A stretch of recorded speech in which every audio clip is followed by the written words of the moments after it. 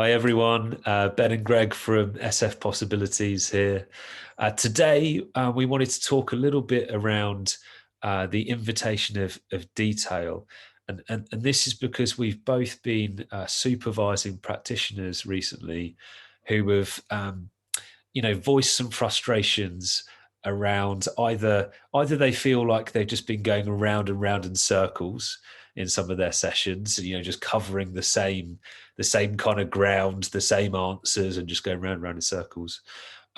Or they feel like they're kind of running out of questions too quickly and have to think, oh no, what else can I ask? What do I ask now? So feeling like they're running out of questions too quickly. And in both cases, this feeling of going around in circles or this feeling of running out of questions, we believe that actually thinking about how we can invite more detail is one of the best remedies to both of those things. So I'm going to give a quick example from a sort of past part of a session, so the instances of success part of a solution focused session. And then Greg's going to talk a little bit about how we might do that in a preferred future, future focused part of the session as well.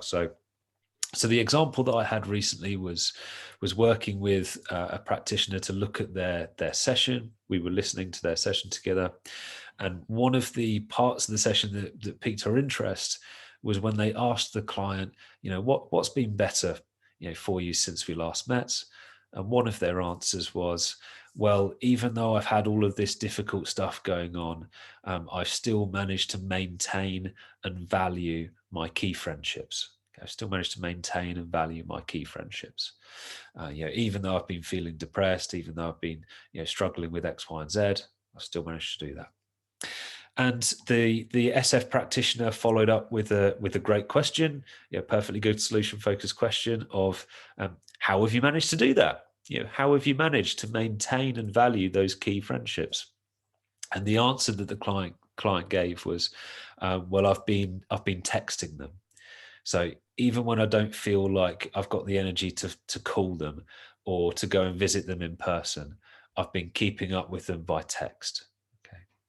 And at that point in the conversation, the practitioner moved it on and said, okay, great. And what else has been going well for you?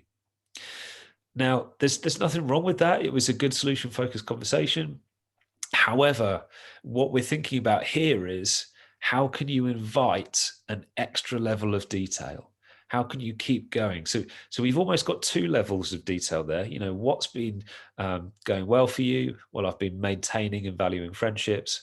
How have you managed to do that? Via text message. Okay, we've got like two levels of detail there. But we want to be thinking about, what's one more question I can ask to get another level of detail? Or what's another 2 or 3 questions I could ask to get more levels of detail? So using that example, when the client says, well, I've been texting them, I've been keeping up with them via text, think about what's another question we could ask off the back of that to invite more detail. And it might be something like, what have your friends noticed about the content of those text messages that shows you really value their friendships? What have they noticed about the content of those text messages that shows that you really value those friendships?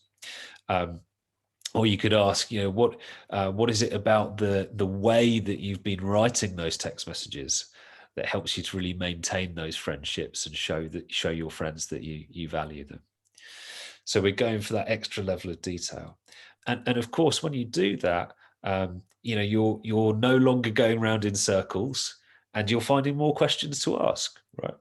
So, and it's also helpful in terms of certainly what we believe in terms of the effectiveness of the session. The greater the level of detail that you can invite, potentially the more effective the sessions will be. And certainly I think it's one of the key indicators of someone thriving in their solution focused practice is seeing them obtain and invite more and more layers of detail. So there's some thoughts on the sort of instance of success side, and I'll hand over Greg to talk about how that looks in a preferred future setting as well. Cheers for that, Ben.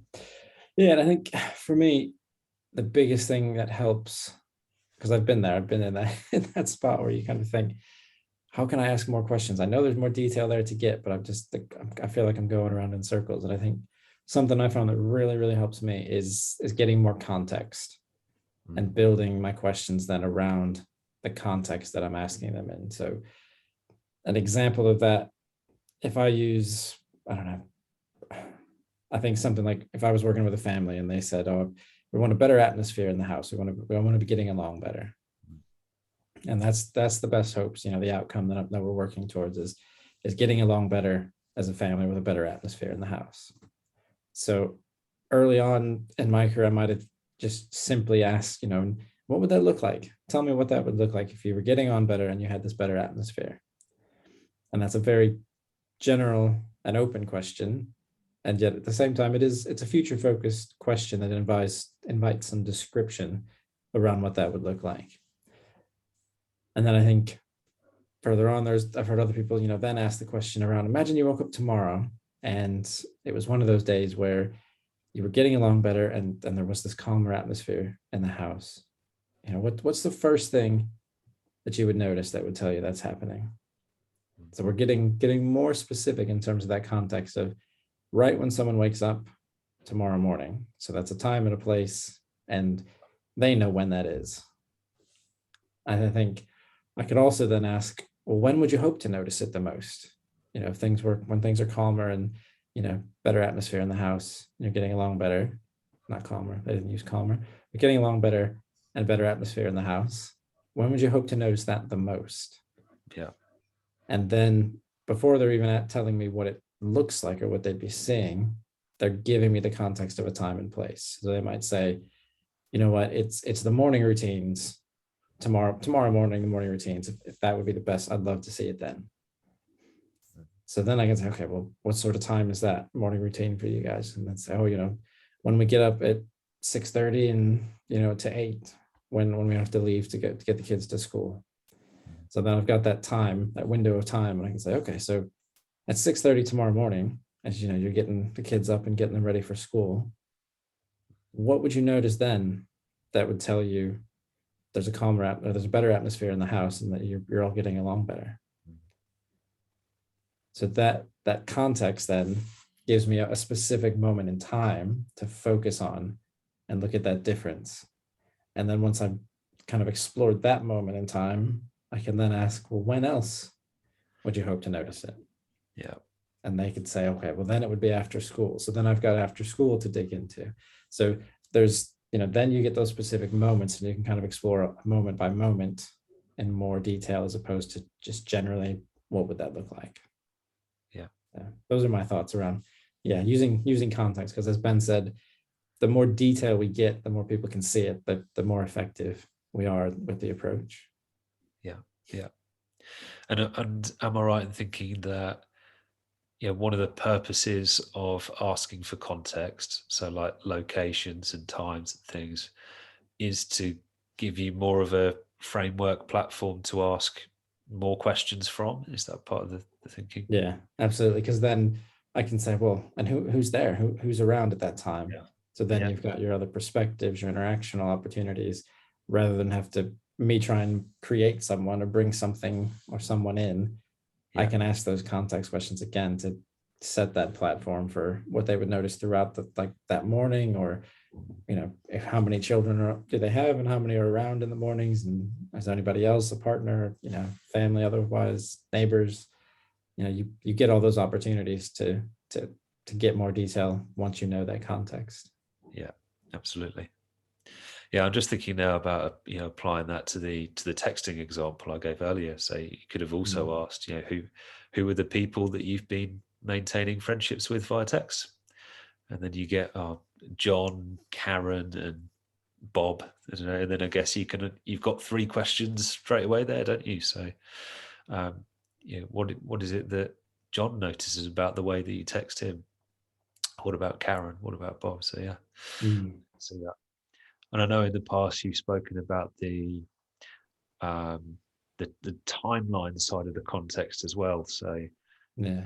Kind of asking the before, during, and after questions to get more detail as well. So yeah, what would you notice about yourself before the event, during event, and after? But there we go. Again, as usual, we could speak forever on this, couldn't we? So, yeah. So, I mean, I think we're going to include this in our next catch-up event, aren't we?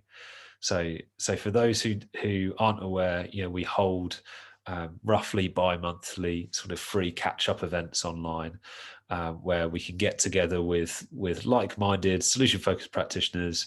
We can throw some ideas around, and in a sort of safe space, practice some new questions, some new ideas, and see whether they seem to fit or not. So next one of those is back end of April, so it's 25th of April, 8 p.m. UK time, and we'll be doing that over Zoom. And there's an Eventbrite link will be coming out shortly for people to sort of formally sign up for that. But at this stage, we just wanted to let you guys know that that's when it will be running. So keep the date blocked out in your diary if you're interested, and we'll share more details soon.